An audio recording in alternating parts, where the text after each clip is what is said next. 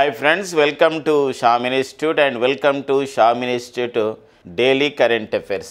July 19, 2025 ఉన్నటువంటి current affairs మనం discuss చేద్దామని దీనికన్నా ముందు మన July 19, 2025 ఉన్నటువంటి కరెంట్ అఫైర్స్ హెడ్లైన్స్ చూద్దాం. మనకి భారత స్వదేశీ DSV diving support vessel INS నిస్తార్ని జాతికి అంకితం చేయడం జరిగింది విశాఖపట్నంలో. కేంద్ర రక్షణ శాఖ సహాయ మంత్రి అయినటువంటి సంజయ్ సేత్ ఆధ్వర్యంలో ఈ యొక్క సంబంధించిన అంశం జరిగిందనమాట. ఓకేనండి. నెక్స్ట్ వచ్చేసి ప్రముఖ సామాజిక వేదిక సోషల్ మీడియా యూట్యూబ్ కంటెంట్ క్రియేటర్లకి యూట్యూబ్ హైప్ అనే ఒక కార్యక్రమాన్ని ప్రారంభించింది. దాని గురించి చూద్దామండి. నెక్స్ట్ వచ్చేసి ప్రపంచంలోనే అత్యుత్తమ వినియోగదారుల బ్యాంకుగా ప్రపంచంలోని బెస్ట్ కన్జ్యూమర్ బ్యాంకుగా స్టేట్ బ్యాంక్ ఆఫ్ ఇండియాని ప్రకటించడం జరిగింది. ఎవరు ప్రకటించారు దానికి సంబంధించిన విశేషం చూద్దాం. అండ్ నెక్స్ట్ వచ్చేసి భారత్ సింగపూర్ దేశాలు కలిసి నిర్వహించుకునే విన్యాసాలు సింబాక్స్ 32వ సింబాక్స్ విన్యాసాలు 2025లో ప్రారంభమవుతున్నాయి. ఎక్కడ ప్రారంభమవుతున్నాయి దాని విశేషాలు చూద్దామండి. అండ్ నెక్స్ట్ వచ్చేసి మరి ఆంధ్రప్రదేశ్ రాష్ట్ర రాజధాని అమరావతిలో గ్రీన్ హైడ్రోజన్ వ్యాలీని ఏర్పాటు చేస్తున్నారు. ఈ మధ్యకాలంలోనే అమరావతిలో క్వాంటమ్ వ్యాలీని ఏర్పాటు చేయాలని ఒక ప్రతిపాదించడం జరిగింది. దాని తర్వాత ఇప్పుడు గ్రీన్ హైడ్రోజన్ వ్యాలీని అక్కడ ప్రతిపాదన జరిగింది. దానికి సంబంధించిన విశేషం చూద్దామండి. ఇవన్నీ మనకి July 19, 2025లో ఉన్నటువంటి కరెంట్ అఫైర్స్ హెడ్లైన్స్. దీంతో పాటుగా వివిధ దినపత్రికలు అండ్ ప్రముఖ దినపత్రికలు వచ్చిన అంశాలు, press information bureau and government sources ద్వారా వచ్చినటువంటి యాప్ల ద్వారా వచ్చిన సమాచారాన్ని ఎగ్జామినేషన్ పాయింట్ ఆఫ్తో కరెంట్ అఫైర్స్ డిస్కషన్తో పాటుగా బుల్లెట్స్ పాయింట్స్ కూడా మనకి ఈ సెషన్లో ఉంటాయి. ప్రతిరోజు ఉంటున్నాయి. స్కిప్ కాకుండా చూసే ప్రయత్నం చేయండి. ఓకేనా. మరి నిన్నటి అడిగినటువంటి ప్రశ్న ఏంటంటే మిజైల్ ఉమెన్ ఆఫ్ ఇండియా అని ఎవరిని పిలుస్తామని చెప్పేసి అన్నాం. అంటే ఇక్కడ భారత అగ్నిపుత్రిక అని ఎవరిని పిలుస్తామని టెస్సీ థామస్. చాలామంది కూడా కామెంట్ చేయడం జరిగింది. ప్రతి ఒక్కరు కూడా పాల్గొనే ప్రయత్నం చేయండి. అందరూ కూడా దీని ద్వారా మనం మరింతగా కరెంట్ అఫైర్స్కి కనెక్ట్ కావడం జరుగుతుందన్నమాట. నెక్స్ట్ వచ్చేసి మొదటి అంశం అంటే ఇక్కడ మరి ముంబైలో ఐఐసిటి క్యాంపస్ని ఏర్పాటు చేస్తున్నారు. What is IICT? మరి ఐఐసిటి అంటే ఏంటి అంటే ఐఐసిటి అంటే మనకు హైదరాబాద్లో కూడా ఒక సంస్థ ఉంది సిఎస్ఐఆర్కి అనుబంధంగా పనిచేస్తున్నటువంటి ఐఐసిటి. దాని పేరు Indian Institute of the Chemical Technology అంటాం. బట్ ఇక్కడ ఐఐసిటి అంటే అర్థం ఏంటంటే Indian Institute of the Creative Technology. ఏదంటే ఇక్కడ Indian Institute of Creative Technology అంటే Indian Institute of the Creative Technology అని చెప్పేసి అంటామండి. ఇది క్రియేటివ్ టెక్నాలజీ అంటే సృజనాత్మకమైనటువంటి సాంకేతిక విధానం ద్వారా అంటే వచ్చే కొత్త టెక్నాలజీని వాడుకొని ఈ సృజనాత్మకతను అభివృద్ధి చేసుకోవడం. అలాంటిది ఇక్కడ మనకి సినిమా రంగం కూడా ఇందులో క్రియేటివ్ టెక్నాలజీలో భాగం అన్నమాట. ఇలాంటి నేపథ్యంలో క్రియేటివ్ టెక్నాలజీ నుంచి వచ్చే ఆదాయాన్ని మనం ఏమని పిలుస్తున్నామంటే నారింజ ఆదాయము లేకపోతే ఆరెంజ్ ఎకానమీ అని చెప్పేసి అంటామండి. కాబట్టి అది కూడా మనకు ఒక ఇంపార్టెంట్గా ఉంది. మరి ఈ మధ్య కాలంలో ఫ్రెండ్స్ మనందరూ కూడా తెలుసు తొలి వేవ్స్ సదస్సు అనేది జరిగింది. మనకు వేవ్స్ సదస్సు అనేది ఇక్కడ జరిగింది 2025. మరి ఈ వేవ్స్ సదస్సుని ఎక్కడ నిర్వహించుకోవడం జరిగింది అని చెప్పేసి అంటే ఇది మనకి ముంబైలో నిర్వహించుకున్నాం. వరల్డ్ ఆడియో విజువల్ ఎంటర్టైన్మెంట్ సమితి అని చెప్పేసి అంటాం. సినిమా రంగాన్ని ప్రోత్సహించే ప్రధానమైన ఉద్దేశంతో. ఎందుకోసం అంటే మన భారతీయ సినిమా, మన తెలుగు సినిమా, మన భారతీయ సినిమా తగ్గేదేలే అన్నట్టు ముందుకెళ్తున్న నేపథ్యం మనందరూ కూడా తెలుసు. ఇలాంటి నేపథ్యంలోనే ఈ యొక్క వేవ్ సమిట్ జరిగింది. అయితే ఇక్కడే మన భారత ప్రధాని ప్రకటించాడు మరి సృజనాత్మకత సంబంధించినటువంటి ఈ యొక్క ఫీల్డ్లో ఈ సంబంధించినటువంటి ఒక రంగంలో సినిమా రంగంలో మరింతగా అభివృద్ధి చేయాలని ఐఐసిటి ఏర్పాటు ప్రకటించారు. అది ముంబైలో ఏర్పాటు అవుతుంది. మరి Indian Institute of the Creative technology అయితే నిన్ననే దీన్ని క్యాంపస్ను ప్రారంభించారనమాట. ఐఐసిటి క్యాంపస్ని ప్రారంభించడం జరిగింది. ఈ క్యాంపస్ ప్రారంభంలో మహారాష్ట్ర ముఖ్యమంత్రి ఎవరండి దేవేంద్ర ఫడ్నవీస్ పాల్గొన్నారు. అండ్ కేంద్ర సమాచార ప్రసార శాఖ మంత్రి union information broadcasting minister and next వచ్చేసి union railway minister and union ministry of the electronics and information technology అయినటువంటి మంత్రి ఎవరైనా వారే మనకి అశ్విని వైష్ణవ్ గారు పాల్గొనడం జరిగింది.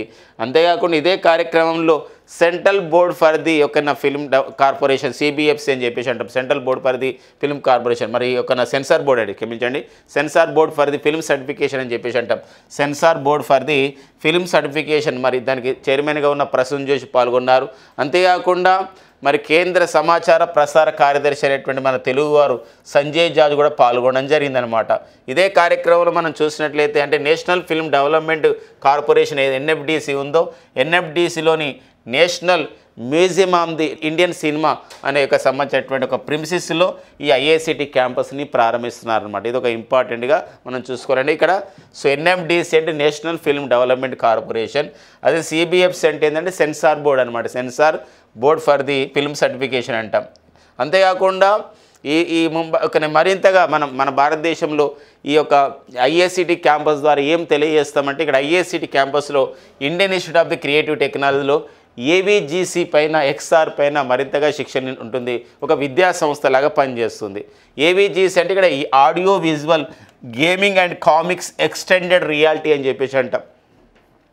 వర్చువల్ రియాలిటీ మనం చూసాం, ఇప్పుడు ఆన్లైన్లో గేమింగ్లో జూమ్ మీటింగ్ అంతా కూడా వర్చువల్ రియాలిటీ అయితే ఇప్పుడు ఎక్స్టెండెడ్ రియాలిటీ మరింతగా ఒక మరింతగా మోడర్నైజేషన్ టెక్నిక్ అనమాట. అలాంటి వాటిపైన ఇక్కడ శిక్షణ అనేది మనకి ఇస్తారనమాట విద్యార్థులకి. ఇది ముంబైలోని ఐఐసిటి క్యాంపస్ అండి, ఆ విషయం గమనించండి. సో ఒక వెరీ వెరీ ఇంపార్టెంట్స్గా ఈ సంబంధించిన విషయాన్ని గమనించాలి. ఇక నెక్స్ట్ ముంబై అంటే మహారాష్ట్ర అని చెప్పేసి అంటున్నాం. సో మరి మహారాష్ట్ర ముఖ్యమంత్రి దేవేంద్ర ఫడ్నవీస్ అయితే మహారాష్ట్ర గవర్నర్ వచ్చేసి ఎవరండి సిపి రాధాకృష్ణన్ అండి. సో ద ప్రజెంట్ ఒక మహారాష్ట్ర గవర్నర్ వచ్చేసి ఎవరండి సిపి రాధాకృష్ణన్ అనేవారు సో మహారాష్ట్ర గవర్నర్గా ఉన్న విషయం గుర్తుపెట్టుకోవాల్సిన అవసరం ఉందన్నమాట. ఓకేనండి. ఇంక నెక్స్ట్ చూద్దామండి, నెక్స్ట్ కరెంట్ అఫైర్ చూద్దాం. సో నెక్స్ట్ వచ్చేసి మనకి ది రెసిస్టెంట్ ఫ్రంట్ టీఆర్ఎఫ్ అని చెప్పేసి అంటామండి. ది రెసిస్టెంట్ ఫ్రంట్ని ఉగ్రవాద సంస్థగా ప్రకటించింది అమెరికా. సో ఒక టెర్రరిస్ట్ గ్రూప్గా ప్రకటించింది. ఎలా అంటే ఇక్కడ గమనించండి, ఈ రెసిస్టెంట్ ఫ్రంట్ యొక్క ఉద్దేశం ఏంటంటే ఇది లష్కరే తోయిబా అండి. ఇది లష్కరే తోయిబా ఉగ్రవాద లష్కరే తోయిబాకు చెందినటువంటి ఒక అనుబంధ సంస్థగా ఉంది ఈ రెసిస్టెంట్ ఫ్రంట్. ఫ్రెండ్స్ మనందరికీ తెలుసు ఏప్రిల్ 22 అండి. సో మరి ఏప్రిల్ 22, 2025 జమ్మూ కాశ్మీర్లోని అనంతనాగ్ జిల్లా అండి, అనంతనాగ్ డిస్టిక్లో ఉన్నటువంటి ఈ బైసరన్ వ్యాలీలో ఉన్నటువంటి ఈ యొక్క పహల్గామ్ దగ్గర అక్కడ టెర్రరిస్టులపై దాడి జరిగింది. పహల్గామ్ దాడి జరిగింది. ఇక్కడ 26 మంది అమాయకులు మనం ఆ విధంగా టెర్రరిస్టులు ఆ విధంగా పొట్టన పెట్టుకున్నారు. ఇలాంటి సంఘటనకు బాధ్యులైన సంస్థ ఏదంటే ద రెసిస్టెంట్ ఫ్రంట్ అనే సంస్థ మేమే చేశామని ప్రకటించడం జరిగింది. అఫ్కోర్స్ తదనంతరం మనము ఏప్రిల్ 22 తర్వాత మనం మళ్ళీ May 7, 2025 ఇలాంటి ఉగ్రవాదులు ఉన్నటువంటి ఇన్ఫ్రాస్ట్రక్చర్ ఫెసిలిటీస్ని అంతా కూడా ధ్వంసం చేయడానికి మనం ఒక కార్యక్రమాన్ని నిర్వహించాం, ఆపరేషన్ సింధూర్ ఎంతో సక్సెస్ కూడా కావడం జరిగింది. సో ఇలాంటి నేపథ్యంలో ఉగ్రవాదం అనేది ఒక దేశానికి శత్రువు కాదు, ప్రపంచానికి ఉగ్రవాదం శత్రువుగా ఉంది. ప్రపంచ ప్రజాస్వామ్యానికి ఉగ్రవాదం అనేది ఒక సంబంధించినటువంటి ఒక శత్రువుగా ఉంది, ఒక గుడ్డలపెట్టుగా ఉంది అనే నేపథ్యంలో సో మన భారత్ చాలా దేశాలు కూడా చెప్తా ఉన్నదనమాట. ఎందుకోసం అంటే ఇలాంటి సంస్థల్ని ఒక టెర్రరిస్ట్ గ్రూప్గా ప్రకటించుకోండి, తద్వారా ఏమవుతుందంటే ఆ టెర్రరిస్ట్ గ్రూప్స్కి ఎలాంటి మనీ కానీ ఇవన్నీ కూడా సప్లై కావన్నమాట. సో అది అనమాట. ఇలాంటిది అందుకోసమే అమెరికా ద రెసిస్టెంట్ ఫ్రంట్ని ఎలా ప్రకటించిందంటే ఇక్కడ ఒక ఉగ్రవాద సంస్థగా ప్రకటించడం జరిగిందనమాట. అది గుర్తుపెట్టుకోవాల్సిన అవసరం ఉందండి. అంటే విదేశీ ఉగ్రవాద సంస్థగా ప్రకటించింది. ఈ యొక్క లష్కరే తోయబాకు అనుబంధంగా 2019లో ఏర్పాటు చేయబడ్డ రెసిస్టెంట్ ఫ్రంట్ టీఆర్ఎఫ్ని ఉగ్రవాద సంస్థగా ప్రకటించింది. అంతేకాకుండా ఇంకొకటి ఏంటంటే విదేశీ ఉగ్రవాద సంస్థ అంటే FTO అంటే ఫారిన్ టెర్రరిస్ట్ ఆర్గనైజేషన్గా ప్రకటించింది. దాంతోపాటుగా ప్రత్యేక ముద్రపడినటువంటి అంతర్జాతీయ ఉగ్రవాది సంస్థగా కూడా రెసిస్టెంట్ ఫ్రంట్ని ప్రకటించడం జరిగింది. ప్రత్యేక అంటే SDST అంటారు, అంటే స్పెషల్లీ డిజైనేటెడ్గా ఉన్నటువంటి ఒక సంస్థ. ఇది ఒక ప్రత్యేకమైన ఉగ్రవాద కార్యకలాపాలని నిర్వహిస్తుందని చెప్పేసి ఇక్కడ specially designated group of the terrorist అని చెప్పేసి గ్రూప్ ఆఫ్ ది టెర్రరిస్ట్గా దేన్ని ప్రకటించడం జరిగిందంటే ఇక్కడ సో మనకి ఈ యొక్క రెసిస్టెంట్ ఫ్రంట్ను ప్రకటించడం జరిగింది. సో మరి అంతేకాకుండా అమెరికా ప్రపంచం భావించింది పహల్గామ్ దాడి సూత్రధారులు ఎవరు అంటే రెసిస్టెంట్ ఫ్రంట్ గ్రూపు, దానికి నేతృత్వం వహిస్తున్నటువంటి వారు ఎవరంటే షేక్ సజ్జద్ గుల్ అని కూడా ప్రకటించడం జరిగిందనమాట. సో ఇది ఒక నేపథ్యం అండి. అంతేకాకుండా మన భారత్ కూడా ఇలాంటి ఉగ్రవాద సంస్థలని ఒక FATF చేత బ్లాక్ లిస్ట్లో పెట్టాలి, ఆ దేశాలని బ్లాక్ లిస్ట్లో పెట్టాలని ఎప్పుడో కోరుకుంటుంది. గతంలోనే financial action task force FATF సంస్థ అంటే ఇది ఫ్రాన్స్ రాజధాని ప్యారిస్ కేంద్రంగా ఏర్పాటు చేసినటువంటి FATF సంస్థ గతంలోనే 2018లోనే పాకిస్తాన్కి FATF గ్రే లిస్ట్లో పెట్టడం జరిగిందనమాట. ఈ గ్రే లిస్ట్లో పెట్టడం ద్వారా ఏమవుతుందంటే ఇక్కడ ఇంక్రీజింగ్ ద మానిటరింగ్ అంటే ఏంటంటే వాళ్ళకి మనీ ఉగ్రవాద సంస్థలకి లేదా ఉగ్రవాదులకు మనీ ఎక్కడి నుంచి వస్తుంది ఇలాంటి విషయాలలో మానిటరింగ్ ఉంటుందన్నమాట. ఒక నియంత్రణ ఉంటుంది. ఎలాంటి ఫండింగ్ కూడా ఇవ్వడానికి వివిధ దేశాలు ఆలోచిస్తాయి.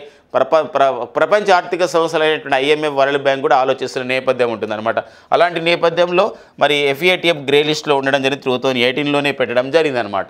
ఎగ్జామినేషన్లో ఇలాంటి విషయాలు ఎలా రావచ్చే అవకాశం ఉంటుంది. ఇటీవల కాలంలో అమెరికా ది రెసిస్టెంట్ ఫ్రంట్ని ఎలా ప్రకటించిందంటే విదేశీ ఉగ్రవాద సంస్థగా, ఫారిన్ టెర్రరిస్ట్ ఆర్గనైజేషన్గా, అంతేకాకుండా ఇంకా ప్రత్యేక ముద్ర పడినటువంటి అంతర్జాతీయ ఉగ్రవాద సంస్థగా, specially designated group of the terrorist గ్రూప్గా టెర్రరిస్ట్ గ్రూప్గా కూడా దీన్ని ప్రకటించడం జరిగిందనమాట. ఓకేనండి.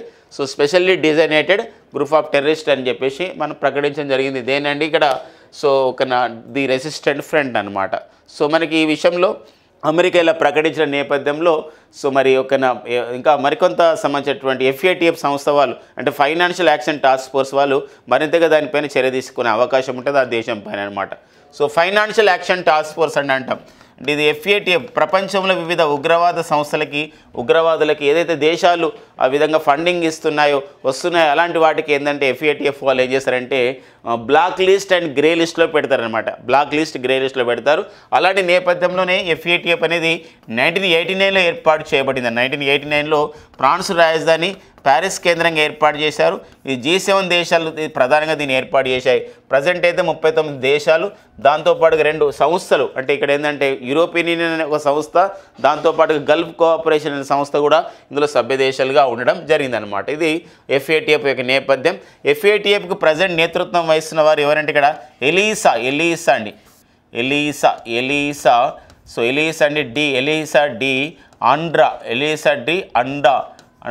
మద్రాజా అనేవారు గుర్తుపెట్టుకోండి. ఇక్కడ ఎలీసా డా అండ్రా మద్రాజా అనేవారు ప్రజెంట్ ఈ యొక్క FATFకు నేతృత్వం వహిస్తున్న నేపథ్యం అనమాట. ఫైనాన్షియల్ యాక్షన్ టాస్క్ ఫోర్స్ అనే సంస్థ.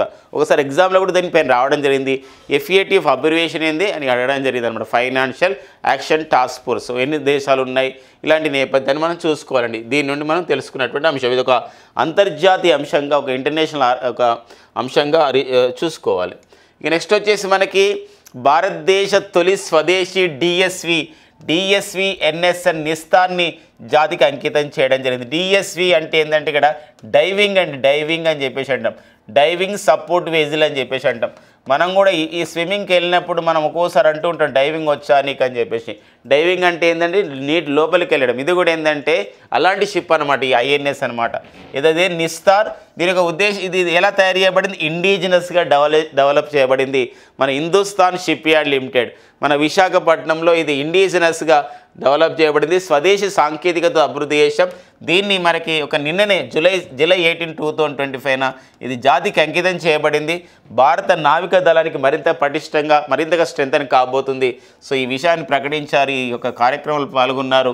జాతికి అంకితం చేసే విషయంలో INS నిస్తార్ అనే నౌకని వారే కేంద్ర రక్షణ శాఖ సహాయ మంత్రి ఎవరంటే కేంద్ర రక్షణ శాఖ సహాయ మంత్రి అయినటువంటి సంజయ్ సేత్. కేంద్ర రక్షణ శాఖ మంత్రి అంటే రాజ్నాథ్ సింగ్ గారు.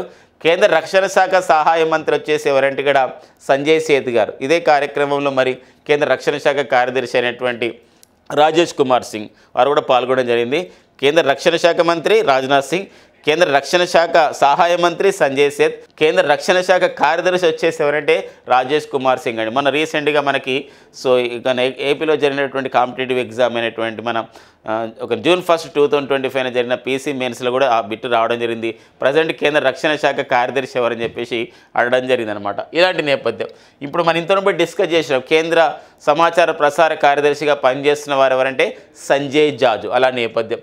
ఇక Hindustan ship yard limited Visakhapatnam వల్ల అభివృద్ధి చేసినటువంటి దీన్ని జాతికి అంకితం చేయడం జరిగింది. DSV అంటే ఏంటంటే డైవింగ్ సపోర్ట్ వెజిల్ అని చెప్పేసి ఇక్కడ రాయడం జరిగింది. అయితే మరి మరొక విషయం ఈ సందర్భంగా గమనించాలి. దీని ప్రత్యేకత ఏంటంటే సముద్రంలో ఏమన్నా షిప్స్ ఏమన్నా నౌకలు ఉంటాయి, ఒక్కోసారి ఏమన్నా రిపేర్కి వస్తాయి, లేకపోతే ఒక్కోసారి జలంతర్గాములు టెక్నికల్గా సపోర్ట్ కోరుకుంటాయి. అలాంటప్పుడు ఏంటంటే ఇవి నీటి లోపలికి వెళ్ళి ఒక డైవింగ్ చేసి కూడా ఏం చేస్తుందంటే ఈ యొక్క నౌక సో అక్కడ రిపేర్ చేసి వస్తుంది, వాళ్ళకి సరైన విధంగా టెక్నికల్ సపోర్ట్ చేస్తుంది ఈ యొక్క ఏదంటే ఐఎన్ఎస్ నిస్తార్. గుర్తుపెట్టుకోండి, డిఎస్వి అంటే గుర్తుపెట్టుకోండి డైవింగ్ సపోర్ట్ వెజల్ అని చెప్పేసి అంటాం. ఇదే కార్యక్రమంలో మన భారత ప్రధాన నావికాధికారి chief of the navy staff అయినటువంటి ఎవరంటే అతను అడ్మిరల్ దినేష్ కుమార్ త్రిపాఠి, డికే త్రిపాఠి గారు కూడా ఇందులో పాల్గొనడం జరిగిందండి. అడ్మిరల్ దినేష్ కుమార్ త్రిపాఠి గారు ఇందులో పాల్గొనడం జరిగింది అనమాట. ఇలాంటి నేపథ్యం. అంతేకాకుండా డిసెంబర్ 4ని మనం ఎలా జరుపుకుంటామని చెప్పేసి అంటే ప్రతి సంవత్సరం కూడా national navy day. Indian navy డేగా ఎప్పుడు జరుపుకుంటామంటే డిసెంబర్ 4ని మనం నిర్వహించుకోవడం జరుగుతుంది. నావీకి వచ్చేసరికి ఒక విషయం ఇంపార్టెంట్గా ఉంది. ఒక ఉమెన్ ప్రయారిటీ, ఒక మహిళా ప్రాధాన్యతను మనం గుర్తుపెట్టుకోవాలి. వాట్ ఈస్ దట్ ఉమెన్ ప్రయారిటీలో ఉన్న క్వశ్చన్ ఏంటంటే వెరీ రీసెంట్గా ఇటీవల కాలంలో భారత నావికా దళంలో ఇండియన్ నేవీలో తొలిసారిగా ఒక మహిళ ఫైటర్ పైలట్గా నియమితులైంది. The first women who became the fighter pilot in Indian navy. భారత నావికా దళంలో ఫైటర్ పైలట్గా నియమితులైన తొలి మహిళ ఎవరు అని చెప్పేసి అంటే మీకు ఈపాటికి గుర్తుకొచ్చింది. ఆమె పేరు వచ్చేసి ఎవరండి? ఆస్థా పూనియా. ఎవరండి? ఆస్థా పూనియా అండి. Aastha Poonia is very very important. Aastha Poonia అనేవారు ఒక ఆస్థా పూనియా. ఆస్థా పూనియా అండి. మరి వెరీ వెరీ మనకి ఎగ్జామినేషన్లో ఇంపార్టెంట్గా ఉంటున్న నేపథ్యం గమనించండి. Who is Aastha Poonia? The first women who became the fighter pilot in Indian navy. ఎవరండి? ఆస్థా పూనియా. అలాంటి నేపథ్యం. వెరీ రీసెంట్గా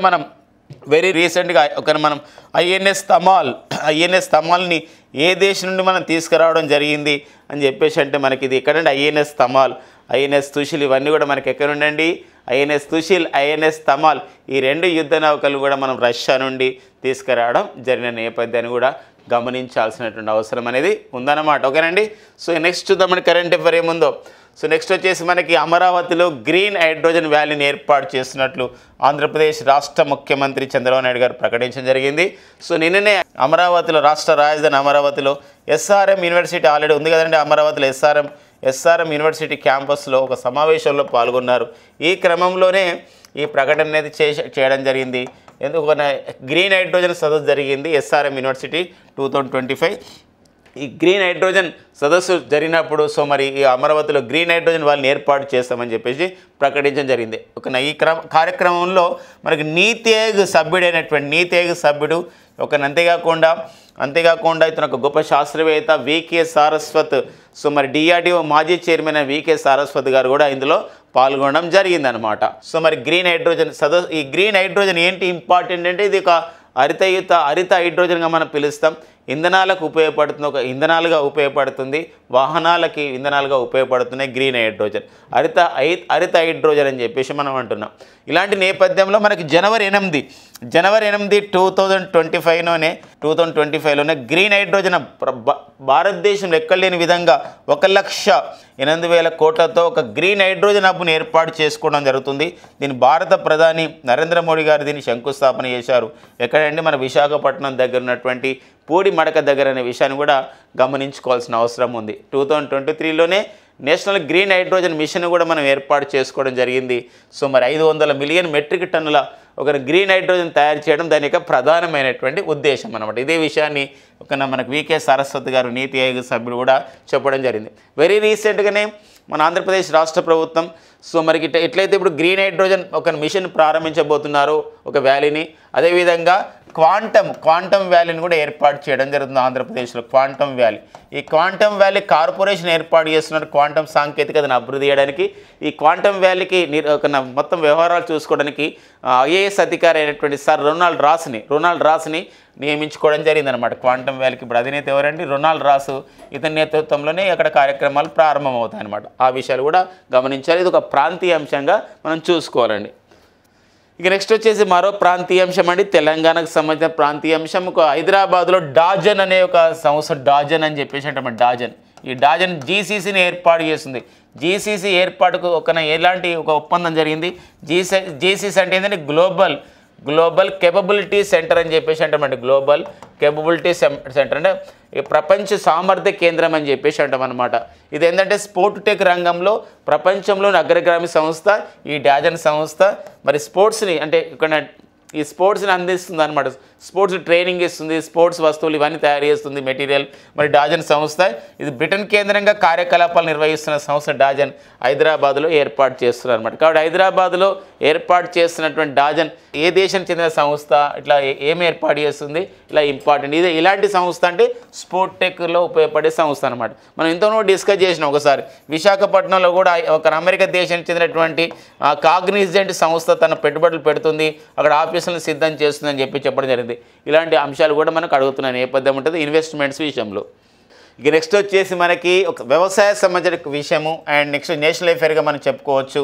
దిగుబడిలో చరిత్ర సృష్టించబోతున్నటువంటి DRR Dhan 75 and 76 rice varieties అండి. ఇవన్నీ కూడా డిఆర్ఆర్ ధన్ 75, 76 రైస్ వెరైటీస్, వరి వంగడాలు అని చెప్పేసి అంటాం. ఈ వరి వంగడాలపైన ఒక ప్రత్యేకమైన కథనం మనకి ఈరోజు మనకి పేపర్లో ఇవ్వడం జరిగింది. సో మరి ఈ యొక్క డిఆర్ఆర్ ధన్ 75, 76, డిఆర్ఆర్ ధన్ 100, మళ్ళీ డిఆర్ఆర్ ధన్ 100 మళ్ళీ వేరేనండి.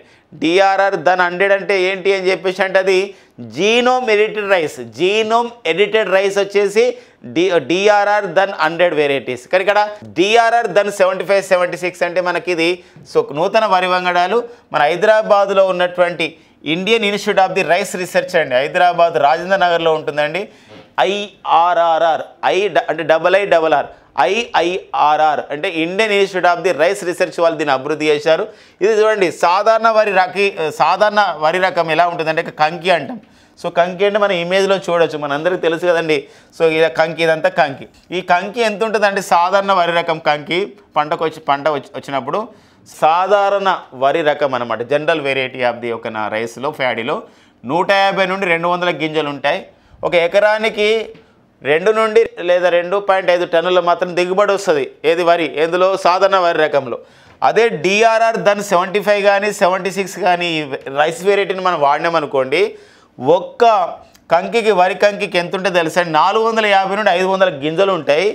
అండ్ ఒక ఎకరానికి 3.5 నుండి 4.5 టన్నుల వరి దిగుబడి, ఒక ప్రొడక్టివిటీ ఈల్డింగ్ అనేది వస్తుంది అనమాట. రానున్న రోజుల్లో డిఆర్ఆర్ ధన్ 75, 76ని మరింత అభివృద్ధి చేసి ఒక వరి కంకికి 1000 గింజలు ఉండే విధంగా తయారు చేస్తున్నారు. అలాంటి ఒక టెక్నాలజీ. అయితే ఇట్లా 1000 గింజలు ఉంటాయనుకోండి, ఒక ఎకరానికి ఎంత తెలుసా, 10 టన్నుల యొక్క వరి దిగుబడి మనం చేయొచ్చు అనమాట. ఇది ఒక పెద్ద ఒక ఇన్నోవేషన్గా, ఆవిష్కరణగా మనం చెప్పొచ్చు. మనకు ఒక Indian Institute of the rice research అభివృద్ధి చేసినటువంటి డిఆర్ఆర్ ధన్ 75, 76. డిఆర్ఆర్ ధన్ 75, 76 అంటే ఇది Indian Institute of the rice research వాళ్ళు అభివృద్ధి చేశారు. దాంతోపాటుగా డిఆర్ఆర్ ధన్ 100 అనే వెరైటీ ఉంది చూడండి. This is called genome edited rice variety అండి. జీనోమ్ ఎడిటెడ్ రైస్ వెరైటీ ప్రపంచంలో ఎవరికి సాధ్యం కాదు, మనం సాధ్యం చేసింది మన శాస్త్రవేత్తలు. 2 జీనోమ్ ఎడిటెడ్ రైస్ వెరైటీస్ని అభివృద్ధి చేశారు. ఒకటి డిఆర్ఆర్ ధన్ 100, ఇంకొకటి ఏంటంటే పూసా డిఎస్టీ అని చెప్పేసి మరో వెరైటీని, దీన్ని మనం ఏమంటాం కమ్లా అని చెప్పేసి పూసా డిఎస్టీ అని చెప్పేసి మరొక వెరైటీని ఐకార్ శాస్త్రవేత్తలు Indian council for the agriculture Pusa వాళ్ళు అభివృద్ధి చేయడం జరిగింది. ఇది మనకి ఇదనమాట. ఒక ఈ 2 అనమాట. ఈ 2 కూడా ఏంటంటే జీనోమ్ ఎడిటెడ్ రైస్ వెరైటీస్. పూసాలో డిఎస్టీ అంటే ఏంటంటే డ్రాట్ సెలినేషన్ ఒక టోలరెన్స్ అని చెప్పేసి అంటాం అనమాట డిఎస్టీ. సో ఇలాంటి రైస్ వెరైటీస్ని అభివృద్ధి చేయడం జరిగింది. ప్రపంచంలోనే జీనోమ్ ఎడిటెడ్ రైస్ వెరైటీస్ని అభివృద్ధి చేసిన దేశం మన భారత్. ఆ 2 వెరైటీస్ కూడా మనం డిస్కస్ చేసాం. మరి పూసా డిఎస్టీలో డిఎస్టీ అంటే డ్రాట్, సాలినేషన్ అండ్ టోలరెన్స్ అంటే డిఆర్ఆర్ ధన్ 100లో డిఆర్ఆర్ అంటే అర్థం ఏంటంటే directorate of the rice research అండి. ఇదండి directorate of the rice research అని చెప్పేసి అంటాం. ఒక డైరెక్టరేట్ ఆఫ్ ది రైస్ రీసెర్చ్గా డిఆర్ఆర్ని మనం పిలుస్తాం అనమాట. ఈ విషయాలు గమనించాల్సిన అవసరం ఉందండి. Very very important. ఎందుకోసం అంటే ఈ మధ్య కాలంలోనే మన భారత ప్రభుత్వం మన రీసెంట్గానే కేంద్ర మంత్రి మండలి ఒక ప్రధానమంత్రి ధనధాన్య కృషి యోజన అనే కార్యక్రమాన్ని ప్రారంభించింది. ప్రధానమంత్రి ధనధాన్య కృషి యోజనలో ప్రతి సంవత్సరం కూడా సో మరి భారతదేశంలో ఒక 100 డిస్ట్రిక్ట్లను ఎంపిక చేసుకొని ఒక మొత్తం కూడా 24,000 కోట్ల రూపాయలు ఖర్చు చేసి అక్కడ కొత్త వెరైటీస్ ఆఫ్ ది సంబంధించి క్రాప్స్ నగదం పెంచాలి, మంచి దిగుబడి వచ్చే విధంగా చేయాలి, ఇరిగేషన్ ఫెసిలిటీస్ చేయాలని ఒక ప్రధాన ఉద్దేశంతో ఆ కార్యక్రమం నిర్వహిస్తున్న నేపథ్యంలో ఇది మరింతగా దానికి సపోర్ట్ చేస్తున్న నేపథ్యం అనమాట. సో ఐకార్ అని చెప్పేసి అంటాం. ఐకార్ అంటే Indian council for the agriculture research. భారతదేశంలో వ్యవసాయ పరిశోధన సంస్థలన్నీ కూడా దేని పరిధిలోకి వస్తాయంటే ఐకార్ పరిధిలోకి వస్తాయి. Indian council for the agriculture research. మరి ICAR Indian council for the agriculture రీసెర్చ్కి ప్రజెంట్ డైరెక్టర్ జనరల్ ఎవరంటే వారి పేరు మంగీలాల్ జాట్ అండి. ఎవరండి?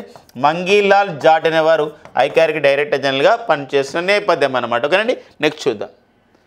సో యూట్యూబ్, సో మరి ప్రముఖ సామాజిక వేదిక యూట్యూబ్ అండి. 2005లో ఏర్పాటు చేయబడ్డటువంటి సంస్థ, కాలిఫోర్నియా కేంద్రంగా ఏర్పాటు చేయబడ్డ సంస్థ, గూగుల్ చేత ఏర్పాటు చేయబడ్డ సంస్థ యూట్యూబ్. సో యూట్యూబ్కి అట్లా పరిచయం అవసరం లేదు. సో ఎందుకోసం అంటే అలా మనం చూస్తున్నాం నేపథ్యం. మరి యూట్యూబ్లో కొత్తగా కంటెంట్ క్రియేటర్లు వస్తారు, కొత్త యూట్యూబ్ ఛానల్ స్టార్ట్ అవుతాయి. అలాంటి వాళ్ళు 500 నుండి 5 లక్షల వరకు ఉన్నటువంటి సబ్స్క్రైబర్స్ ఉన్నటువంటి వాళ్ళకి యూట్యూబ్ ఒక మంచి అవకాశాన్ని ఇస్తుంది. ఏంటంటే వారు చెప్పిన కంటెంట్ ఏదైతే ఉందో ఆ కంటెంట్ని హైప్ చేసుకునే అవకాశం ఇస్తుంది. అంటే ఇలా సో యూట్యూబ్లో మనం చూసినట్లయితే ఇక్కడ యూట్యూబ్ ఓపెన్ అయిన తర్వాత మనం చూస్తున్నప్పుడు కింద మెసేజ్ దగ్గర బాక్స్లో మెసేజ్ పైన మనకి ఐప్ అని చెప్పేసి ఇలా వస్తుంది. ఒక ఐప్ అలా చేయడం ద్వారా ఏమవుతుందంటే ఒక 70 ఫ్యాన్స్ యాడ్ కావడం ద్వారా సో అది మరింత మందికి చేరువవుతుంది. ఒక వ్యక్తి ఒక వారంలో ఒక యూట్యూబ్ సంబంధించినటువంటి ఒక సబ్స్క్రైబర్ ఒక వారంలో 3 సార్లు ఇలా ఐప్ని యూజ్ చేసుకోవచ్చు అనమాట ఒక ఛానల్కి ఒకసారి. ఇలాంటి నేపథ్యంలో కంటెంట్ క్రియేటర్లకి యూట్యూబ్ ఐప్ అనే కార్యక్రమాన్ని నిర్వహిస్తున్న నేపథ్యం అనమాట. మరి 2005లో ఏర్పాటు చేయబడిన యూట్యూబ్ దీని ప్రధాన కార్యాలయం ఎక్కడుందని అమెరికాలోని కాలిఫోర్నియాలో ఉంటే ప్రజెంట్ యూట్యూబ్కి చీఫ్ ఎగ్జిక్యూటివ్ ఆఫీసర్గా ఎవరు పనిచేస్తున్నారని చెప్పేసి అంటే నీల్ మోహన్ అండి. ఎవరంటే నీల్ మోహన్ అనేవారు యూట్యూబ్కి చీఫ్ ఎగ్జిక్యూటివ్ ఆఫీసర్గా సిఓగా పనిచేస్తున్న నేపథ్యం అనమాట. ఓకేనండి, ఇది మనకు ఒక సైన్స్ అండ్ టెక్నికల్ అప్డేట్స్గా మనం చూసుకోవచ్చు. ఇక నెక్స్ట్ వచ్చేసి మహారాష్ట్ర అండి. మనకు మహారాష్ట్ర సీఎంకి వాటర్ రిసోర్సెస్ జల వనరుల సలహాదారుడిగా నియమితులు కావడం జరిగింది. సో మరి వెదిరే శ్రీరామ్ గారు అండి. సో మరి వెదిరే శ్రీరామ్ గారు పేరొందినటువంటి ఒక జల నిపుణుడిగా ఈరోజు మన భారతదేశం గర్వించే స్థాయికి వెళ్ళడం జరిగింది. సో మరి గతంలో రాజస్థాన్ రాష్ట్రంలో ఈవెన్ తారెడారిలో కూడా అక్కడ సంబంధించినటువంటి ఒక గ్రౌండ్ వాటర్ లెవెల్ ఇంక్రీజ్ చేయడంలో తనదైన పాత్రను పోషించాడు మనకి ఎవరండి వెదిరే శ్రీరామ్ గారు. అంతేకాకుండా మన తెలుగు వారైనటువంటి వెదిరే శ్రీరామ్ గారు ఈ ఘనతను సాధించారు. అండ్ నెక్స్ట్ వచ్చేసి భారతదేశంలో నదుల అనుసంధానం పైన ఒక టాస్క్ ఫోర్స్ని ఏర్పాటు చేశారు. మనకి నదుల అనుసంధానం ఎలా చేయడం అని చెప్పేసి ఆ టాస్క్ ఫోర్స్కు చైర్మన్గా కూడా పనిచేశారు. టాస్క్ ఫోర్స్కు చైర్మన్గా పనిచేశారు వెదిరే శ్రీరామ్ గారు. మరి ఓకేనండి, ఇలాంటి నేపథ్యంలో మళ్ళీ ఇప్పుడు వెదిరే శ్రీరామ్ గారు మహారాష్ట్ర సీఎం అయినటువంటి దేవేంద్ర ఫడ్నవీస్కి వాటర్ రిసోర్సెస్ అడ్వైజర్గా నియమితులు కావడం జరిగింది. మహారాష్ట్రలో 2047 పేరుతో వాటర్ పాలసీ విజన్ 2047 ఏర్పాటు విషయం పైన వీరు ఇలా చేయడం జరిగిందనమాట. వీరిని అపాయింట్మెంట్ చేయడం జరిగింది మహారాష్ట్ర ప్రభుత్వం. వెరీ వెరీ ఇంపార్టెంట్ అండి. గతంలో వీరి అచీవ్మెంట్ ప్రజెంట్ చేసినటువంటి విషయం అనమాట. సో నెక్స్ట్ వచ్చేసి మహారాష్ట్ర పైన మరొక అప్డేట్ ఉంది. మహారాష్ట్రలోని సాంగ్లీ జిల్లా ఇస్లాంపూర్ అండి. మహారాష్ట్రలోని సాంగ్లీ జిల్లా ఇస్లాంపూర్ పేరుని ఎలా పేరు మార్చడం జరిగిందంటే ఈశ్వర్పూర్గా మార్చడం జరిగింది. ఈ కొత్త పేర్లు పాత పేర్లు వచ్చినప్పుడు అడుగుతున్న నేపథ్యం ఉంటుంది కాబట్టి ఇస్లాంపూర్ పేరుని ఎలా మార్చారు అని చెప్పేసి అంటే ఏదండి ఈశ్వర్పూర్గా మార్చడం జరిగింది. ఎక్కడది? మహారాష్ట్రలోని సాంగ్లీ జిల్లా అనమాట. సో అది మనకు ఒక జాతీయ అంశంగా మనం చూసుకోవాల్సిన అవసరము చాలా ఉందన్నమాట. ఇక నెక్స్ట్ వచ్చేసి ఫ్రెండ్స్, ఇదొక అంతర్జాతీయ అంశంగా ఒక టెక్నాలజికల్ అంశంగా మనం చూసుకోవాలి. మనం కూడా ఒక సినిమా చూసామండి, ఏదంటే రామ్ చరణ్ తేజ గారి సినిమా. ఏంటంటే అది సో మన తెలుగు హీరోయిన్ రామ్ చరణ్ తేజ గారి నటించిన సినిమా ధృవ అనే సినిమా. సో ధృవ అనే సినిమాలో రామ్ చరణ్ తేజకి యాక్సిడెంట్ అవుతుంది గారికి. అయినప్పుడు వాళ్ళ యొక్క సంబంధించిన బాడీలో ఒక బగ్గు పెడతారు కదా, ఒక టెక్నాలజీగా. అతను మాట్లాడే విషయం కూడా విలన్కి అర్థమవుతూ ఉంటుంది. ఇలాంటి నేపథ్యం అనమాట. ఇలాంటి విషయాల్లో ఇలాంటి సంఘటన మరొకటి జరిగింది ఇక్కడ. ఏంటంటే ఇది ఆల్రెడీ పెట్టలేదు, అలాంటి బగ్ని అలాంటి టెక్నాలజీ సంబంధించి ఒక ఇన్స్ట్రుమెంట్ని ఒక మాజీ అధ్యక్షుడికి కూడా పెట్టండి అని చెప్పేసి ఒక కోర్టు ఒక తీర్పు ఇవ్వడం జరిగింది అనమాట. ఇది ఒక వినూత్నమైన తీర్పుగా చెప్పుకోవచ్చు అనమాట. అయితే ఎవరికి జరిగిందో చూద్దామండి. బ్రెజిల్ మాజీ అధ్యక్షుడు అయినటువంటి అతని పేరు బోల్సోనారో అండి. అతని పేరు బోల్సోనారో అని చెప్పేసి ఉన్నారండి. సో బోల్సోనారో ఇతను బ్రెజిల్ మాజీ అధ్యక్షుడు. ఆయన కాలికి నిఘా యంత్రం పెట్టండి అని చెప్పేసి బ్రెజిల్ సుప్రీంకోర్టు తీర్పు ఇవ్వడం జరిగింది. ఎందుకోసం ఇది ఇవ్వడం జరిగిందంటే ఇతను ప్రభుత్వానికి వ్యతిరేకంగా కామెంట్ చేస్తున్నాడు. అంతేకాదు ప్రభుత్వంలో గతంలో అధ్యక్షుడిగా పనిచేశాడు కాబట్టి అక్కడికి ఎవరైతే సన్నిహితులు ఉన్నారో ఆ సన్నిహితులతో అతను మాట్లాడుతూ ప్రభుత్వ విషయాలు తెలుసుకోండి, ప్రభుత్వాన్ని ఇరికాట పెడుతున్న నేపథ్యం ఉంటుంది. ఇలాంటి నేపథ్యం ఇలాంటి సరైన విషయం కాదు అని చెప్పేసి బ్రెజిల్ దేశ ప్రజెంట్ అధ్యక్షుడు ఎవరైతే ఉన్నారో లూలా లూలా లూయిజ్ డసిల్వా అని చెప్పేసి ఉన్నారండి. లూలా లూయిజ్ డసిల్వా వీరు నా ప్రభుత్వం ఏం చేసిందంటే ఇతనిపై కేసు పెట్టింది. అలాంటి కేసు పెడుతున్న నేపథ్యంలో ఇతను ఒక కాలికి నిఘా యంత్రం పెట్టండి, ఒకవేళ ఇతను ఏదైనా దేశానికైనా పారిపోయి వేరే దేశానికైనా పారిపోయే అవకాశం ఉంటుంది, లేకపోతే వేరే దేశాల అధినేతలతో మాట్లాడే అవకాశం ఉంటుంది. ఇలాంటి నేపథ్యం ఉంది కాబట్టి సో ఒక చారిత్రక తీర్పునిచ్చింది బ్రెజిల్ దేశ సుప్రీంకోర్టు అని చెప్పేసి అన్నమాట. ప్రపంచంలో ఇలాంటి సంఘటన గతంలో మరి ఎప్పుడు కూడా జరగలేదు, జరిగినా కూడా రహస్యంగా జరగవచ్చు. కానీ ఇలా సుప్రీంకోర్టు తీర్పు ఇవ్వడం మాత్రం, ఒక దేశ సుప్రీంకోర్టు తీర్పు ఇలా ఇవ్వడం అనేది ఫస్ట్ టైం అన్నమాట. ప్రభుత్వానికి వ్యతిరేకమైన చర్యలు చేపడుతున్నాయని చెప్పేసి ఒక దేశ మాజీ అధ్యక్షుడు ఇటీవల కాలంలో కాలికి ఒక నిఘా యంత్రం పెట్టండి అని చెప్పినటువంటి సంఘటన ఏ దేశంలో జరిగిందని రావచ్చు. ఏ దేశంలో జరిగిందండి? బ్రెజిల్ దేశంలో జరిగిన విషయం అన్నమాట. సో అదొక విషయం అండి. అండ్ ఇక నెక్స్ట్ వచ్చేసి ఇక అంతర్జాతీయ విషయంగా చూసుకుంటూ బ్రెజిల్ పైన మరిన్ని అంశాలు చూసుకుందాం. మరి బ్రెజిల్ 2025లో మనకి 17th బ్రిక్స్ మీటింగ్ అండి. 17వ బ్రిక్స్ సదస్సు ఎక్కడ నిర్వహించారంటే బ్రెజిల్లో నిర్వహించుకోవడం జరిగింది. అంతేకాకుండా ఇదే 2025లో మనకి conference of the parties 30 United nations framework convention on the climate change అంటే వాతావరణ మార్పుల సదస్సు ఇక్కడ 2025లోనే బ్రెజిల్లో నిర్వహించబోతున్నట్టు కూడా మనకు ప్రకటించుకోవడం జరిగిందనమాట. ఇది ఒక సంబంధించిన విషయం అండి. ఇక నెక్స్ట్ చూద్దామండి. ఇక నెక్స్ట్ వచ్చేసి మనకి గ్లోబల్ ఫైనాన్స్ బ్యాంక్ అండి. గ్లోబల్ ఫైనాన్స్ బ్యాంక్ వాళ్ళు ఈ మ్యాగజైన్ కూడా నడిపిస్తారు, గ్లోబల్ ఫైనాన్స్ మ్యాగజైన్. ఈ గ్లోబల్ ఫైనాన్స్ బ్యాంక్ వాళ్ళు ఒక ప్రకటన చేశారు. ఏంటి ఆ ప్రకటన చేయడం జరిగిందంటే ప్రపంచంలోనే బెస్ట్ కన్జ్యూమర్ బ్యాంక్ ఏంటి, ప్రపంచంలోనే అత్యున్నతమైన బ్యాంక్ ఏది అని చెప్పేసి అన్నప్పుడు అంటే వినియోగదారులకు సేవలు అందించే విషయంలో మరి 52 కోట్ల మంది వినియోగదారులకు సేవలు అందిస్తున్నటువంటి ఎస్బీఐ సంస్థకి 2025 సంవత్సరానికి బెస్ట్ కన్జ్యూమర్ బ్యాంక్గా, ప్రపంచంలోనే అత్యుత్తమైన కన్జ్యూమర్ బ్యాంక్గా అవార్డును ప్రకటించడం జరిగింది. త్వరలోనే వాషింగ్టన్ డీసీలో, అమెరికాలోని వాషింగ్టన్ డీసీలో జరిగే కార్యక్రమంలో మరి IMF అండ్ వరల్డ్ బ్యాంకుల సమక్షంలోనే ఈ యొక్క అవార్డు మేము ఇస్తాము అని చెప్పేసి ప్రకటించడం జరిగింది. ఎస్బీఐ చైర్పర్సన్ అయినటువంటి చల్లా శ్రీనివాసులు చెట్టి ఈ అవార్డుని తీసుకొనబోతున్నారు. స్టేట్ బ్యాంక్ ఆఫ్ ఇండియాకి చైర్పర్సన్గా నియమితులైనటువంటి మన తెలుగువారు మరి తెలంగాణలోని జోగులాంబ గద్వాల జిల్లాకు చెందినవారు చల్లా శ్రీనివాసులు చెట్టి గారు ఎస్బీఐకి చైర్పర్సన్గా పనిచేస్తారు అనమాట. ఎన్నోసార్లు మనకి ఎస్బీఐ పైన వచ్చిందండి. ఎస్బీఐ పాత పేరు అంటారు, చాలాసార్లు అడిగాడు ఎకనామిక్ పాయింట్ ఆఫ్లో. ఇంపీరియల్ బ్యాంక్ అని చెప్పేసి అంటాం. ఇంపీరియల్ బ్యాంక్ని స్టేట్ బ్యాంక్ ఆఫ్ ఇండియాకి ఎప్పుడు మార్చడం జరిగిందంటే 1955 జూలై 1న మార్చడం జరిగింది. మరి స్టేట్ బ్యాంక్ ఆఫ్ ఇండియాకి ఎస్బీఐకి చైర్పర్సన్గా పనిచేసిన తొలి మహిళ ఎవరో ఒకసారి కామెంట్ చేయండి. సో వారికి స్టేట్ బ్యాంక్ ఆఫ్ ఇండియాకి చైర్పర్సన్గా పనిచేసినటువంటి ఆవిడకి మనకి 2025లో పద్మశ్రీ అవార్డు కూడా రావడం జరిగింది. 139 మందికి పద్మ అవార్డులు ఇచ్చారు కదండి, అందులో 113 మంది పద్మశ్రీ అవార్డులు అంటే 7 పద్మవిభూషణ్ అండ్ 19 మంది పద్మభూషణ్ అండ్ నెక్స్ట్ వచ్చేసి ఇక్కడ 113 మందికి పద్మశ్రీ ఇచ్చారు. ఈ 113 మందిలో పద్మశ్రీ మొత్తం పద్మ అవార్డుల గ్రహీత పద్మ అవార్డులు మొత్తం 2025లో 139 మందికి ఇస్తే అందులో పద్మశ్రీ అవార్డు పొందినటువంటి ఒక మహిళ ఉన్నారు. వారే ఎస్బీఐకి చైర్పర్సన్ కూడా పనిచేశారు. మరి వారి పేరేం పేరు? ఎస్బీఐకి చైర్పర్సన్గా పనిచేసిన తొలి మహిళ ఎవరు? మీరు ఒకసారి కామెంట్ సెషన్లో కామెంట్ చేసే ప్రయత్నం చేయండి. అదే టైంలో కామెంట్ చేస్తున్నప్పుడు అక్కడ ఉన్నటువంటి హైప్ బటన్ కూడా ప్రెస్ చేయడం ద్వారా మరిన్ని పాయింట్స్ మన వీడియోకి, మన షామినిస్టూడ్ వీడియోకి, షామినిస్టూడ్ ఛానల్కి వస్తాయన్నమాట. ఓకేనండి.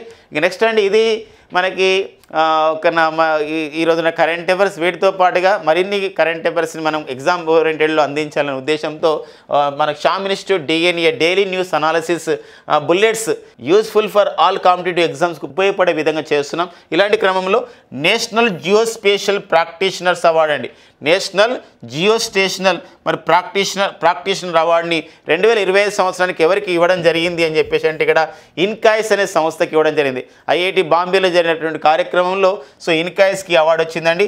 ఇన్కాయిస్ అనే సంస్థ ఎక్కడికల్లా తెలుసా అండి? హైదరాబాద్లో ఉంది. Indian national centre for the ocean information services అని చెప్పేసి అంటామండి. Indian national centre for the ocean information services అని అంటాం. ఆ సంస్థ మరి హైదరాబాద్లో ఉంది. ఆ సంస్థకి అవార్డు అనేది ఇవ్వడం జరిగిందండి. ఇది మనకి Indian geospatial practitioner award 2025. And next వచ్చేసి junior national rugby 7S championship 2025 ఏ టీం పొందడం జరిగిందంటే బీహార్ అండి. మరి రగ్బీ మన దేశంలో ఇప్పుడిప్పుడే మరింతగా అభివృద్ధి చెందుతున్న క్రమంలో సో ఈ అవార్డు ఇక్కడ పోటీలలో బీహార్ రాష్ట్రానికి ఈ అవార్డు రావడం జరిగింది. రగ్బీలో ఉండే క్రీడాకారుల సంఖ్య ఎంతమంది అండి? 15 మంది. అండ్ నెక్స్ట్ వచ్చేసి 32 సింబాక్స్ 2025 విన్యాసాలు ఎక్కడ నిర్వహిస్తున్నారంటే సింగపూర్లో అండి. సింబాక్స్ అంటే సింగపూర్, ఇండియా. సో మరి Singapore, India and Bharat, Singapore దేశాలు కలిసి నిర్వహిస్తున్నటువంటి విన్యాసాలండి. ఒక భారత్, సింగపూర్ కలిసి నిర్వహిస్తున్న విన్యాసాలే ఏంటంటే మనకు ఒక సింబాక్స్ విన్యాసాలు ఇవి 1994లో ప్రారంభమయ్యాయి. మరి 32వ సింబాక్స్ విన్యాసాలని ఎక్కడ నిర్వహిస్తున్నారంటే ఇక్కడ సింగపూర్లో నిర్వహించబోతున్నారు అనమాట. అదొక ఇంపార్టెంట్ అండి. అండ్ నెక్స్ట్ వచ్చేసి కళామండలం పిఎన్ గిరిజాదేవి ఏ నృత్యంలో ప్రసిద్ధి? సో వీరికి ఒక కేరళ ప్రభుత్వం ఒక అవార్డు ఇచ్చింది అత్యున్నతమైనటువంటి ఒక క్లాసికల్ డ్యాన్సర్గా, అత్యున్నతమైనటువంటి ఒక ఫోక్ డ్యాన్సర్స్ కూడా పేరు వచ్చింది. ఆమె పేరు కళామండలం పిఎన్ గిరిజాదేవి. సో వీరి కుడియట్టం అండి. కుడియట్టం అనేది కేరళలోని కథాకళి మోహినియట్టం తర్వాత బాగా పాపులర్ అయినటువంటి ఒక డ్యాన్సు. సో కథాకళి మోహినియట్టం అనేది క్లాసికల్ డ్యాన్సెస్, ఇదంటే ఒక ఫోక్ డ్యాన్స్గా ఉంది, కుడియట్టం అని చెప్పేసి అంటాం. సో మరి కళామండలం పిఎన్ గిరిజాదేవి. సో ఎందుకోసం అంటే ఇలాంటి విషయాలు మనకు ఈ సెంట్రల్ గవర్నమెంట్ ఎగ్జామ్స్ రాస్తున్నప్పుడు ఎక్కువగా వస్తున్న నేపథ్యం అనమాట. అండ్ నెక్స్ట్ వచ్చేసి పిఎం వికాస్ కార్యక్రమం ఏ కేంద్ర మంత్రిత్వ శాఖ పరిధిలో ఉందని చెప్పేసి అన్నారు. అంటే మైనార్టీ యువతకి ఒక స్కిల్స్ నేర్పించాలనే ఉద్దేశంతో స్కిల్ ఇండియాల కార్యక్రమంలో భాగంగా వచ్చిన కార్యక్రమమే పిఎం వికాస్ కార్యక్రమం. ఇది కేంద్ర మైనార్టీ వ్యవహారాల శాఖకు సంబంధించింది అనమాట. అంతేకాకుండా మరొక చివరి పాయింట్ అండి, చివరికి మనకు ఒక బుల్లెట్ పాయింట్ ఓకేనా. భారత్ 3 లక్షల మీజిల్స్ అండ్ రుబెల్లా టీకాలని ఇటీవల ఏ దేశానికి పంపిందన్నాడు. ఫర్ ది హ్యుమానిటేరియన్ అసిస్టెన్స్ గురించి ఒక మానవత్వ దృక్పథంతో ఆ దేశంలో ఈ రుబెల్లా తర్వాత మిజల్స్ అనేది వ్యాప్తి ఎక్కువ జరుగుతుంది. అలాంటి నేపథ్యంలో భారత్ 3 లక్షల మిజల్స్ అండ్ రుబెల్లా డోసులని టీకాలని ఏ దేశానికి పంపడం జరిగిందంటే సో బొలీవియా దేశానికి పంపడం జరిగిందనమాట. సో అది మనకి ఇవ్వండి, మనకు ఒక 6 బిట్స్ ఈరోజు అందించడం జరుగుతుంది, ఒక 5 బిట్స్. సో డైలీ న్యూస్ అనాలిసిస్లో ఖచ్చితంగా ఇవి నోట్స్ రాసుకొని మరి రానున్న ఎగ్జామ్లో ఖచ్చితంగా వీటిని ఎక్స్పెక్ట్ చేయడానికి మనకు ఉంటుందండి. ఓకేనా ఫ్రెండ్స్, ఇవ్వండి మనకి జూలై 19, 2025 ఉన్నటువంటి కరెంట్ అఫైర్స్ అండి. సో ఖచ్చితంగా మీకు మనకు రాబోయే కాంపిటేటివ్ పరీక్షల్లో ఖచ్చితంగా ఉపయోగపడతాయండి. సో మనం నెక్స్ట్ సెషన్లో కలుద్దామండి. Thank you friends and all the best.